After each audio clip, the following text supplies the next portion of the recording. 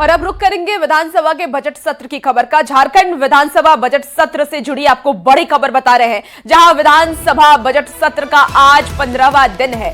आज पेयजल एवं स्वच्छता उत्पाद मद निषेध विभाग के कटौती प्रस्तावों पर चर्चा होगी। वित्त समेत कई विभागों के कटौती प्रस्ताव पर चर्चा होने वाली है। सत्ता पक्ष और विपक्ष के विधायक चर्चा में शामिल होंगे।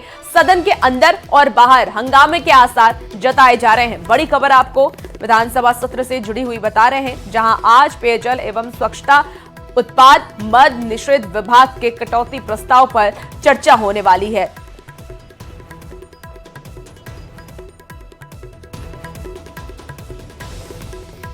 बता दें आपको कि वित्त समेत कई विभागों के कटौती प्रस्ताव पर चर्चा होगी और इसे लेकर के सत्ता पक्ष और विपक्ष के विधायक चर्चा करेंगे। हमारे साथ निरंजन इस वक्त फोन लाइन पर जुड़ चुके हैं।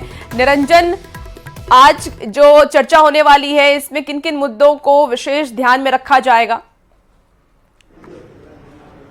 देखिए, उत्पाद मद निषेध विभाग का आज बजट पेश किया जाएगा और निश्चित तौर पर चूंकि झारखंड में एक बड़ा राजस्व का एक सोर्स भी जरिया भी है, इसको लेकर के उत्पाद नीति भी बनाई जा रही है।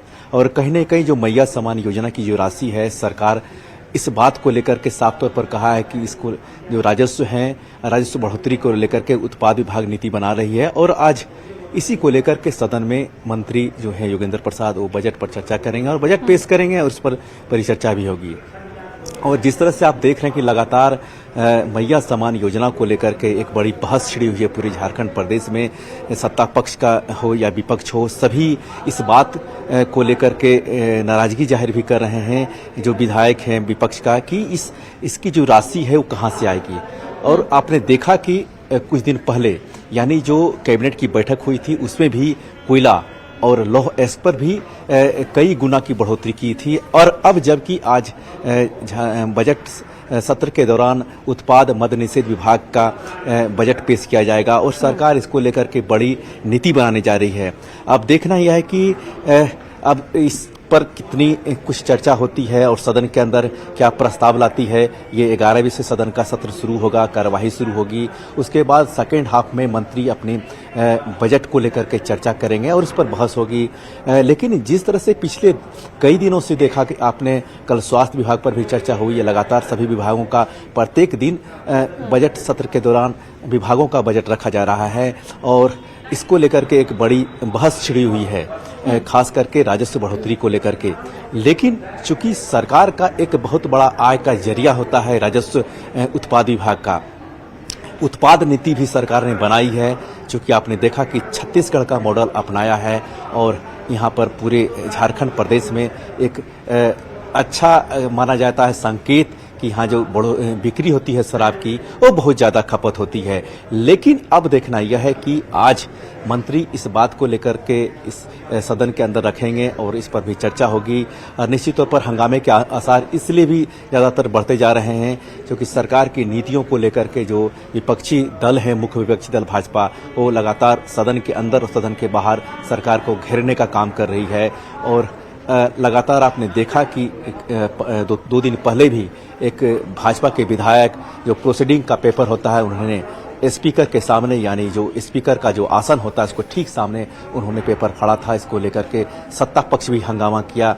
और चूंकि ये कहा जाता है कि जो सदन के अंदर होती है वो एक संसदीय भाषा का इस्तेमाल होता है, एक परंपरा होती है, प्रोसीडिंग का पेपर फाड़ना सही नहीं होता है। लेकिन वो अपने क्षेत्र को लेकर के इस बार पेयजल और स्वच्छता का मुद्दा उठाया जाएगा, आज उस पर चर्चा होने वाली है। तो ऐसे में क्योंकि पेयजल की अगर हम बात कर लें तो हमने देखा है कि झारखंड में कई ऐसी जगह हैं, कई ऐसे सुदूर इलाके हैं जहां पर पेयजल की सबसे ज्यादा कमी देखी जाती है। लोगों को जल का काफी ज्यादा संकट वहां पर देखा जाता है। तो ऐसे में आज इस पर भी कटौती की बात कही जा रही है। जी बिल्कुल, दोनों विभाग का मंत्री एक ही है, योगेंद्र प्रसाद। उनके पास उत्पाद मद निषेध विभाग भी है और पेयजल स्वच्छता विभाग भी है।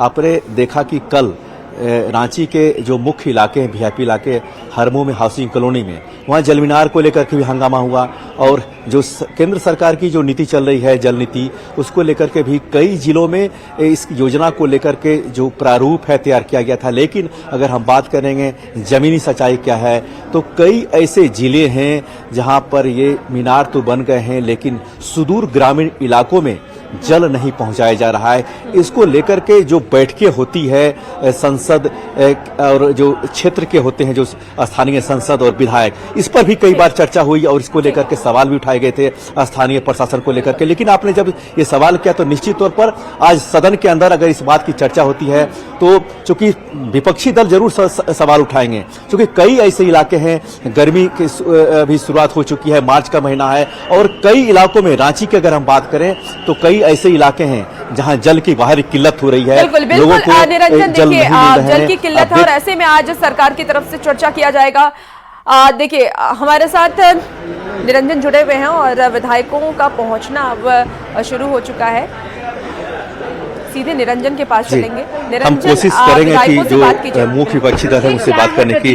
कई बार आप लोग आज जो है उत्पाद नीति और स्वच्छता विभाग का रखा जाएगा, क्या कहना है आपको? देखिए, स्वच्छता विभाग में बहुत सारी समस्याएं हैं। हम लोग अपनी बातों को रखेंगे जनता के बीच में कि सरकार अपनी काम कर सके।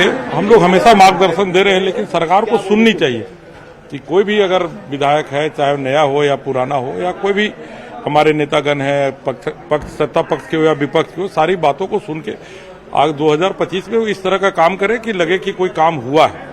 ये मनसा होनी चाहिए। इस बार सदन में विपक्ष बीजेपी खास करके बहुत ज्यादा उस तरह करें, आप लोग बहुत सदन चलाने के मूड में हैं, लगता है कि सदन चलना चाहिए। बिल्कुल चलना चाहिए, सदन चलना चाहिए, सदन को बाधित नहीं होना चाहिए। जनता का पैसा लगा हुआ है, जनता की गाड़ी कमाई लगी हुई इसमें, और इस तरह का हम लोग सदन में पैसा बर्बाद करेंगे, अच्छी बात नहीं।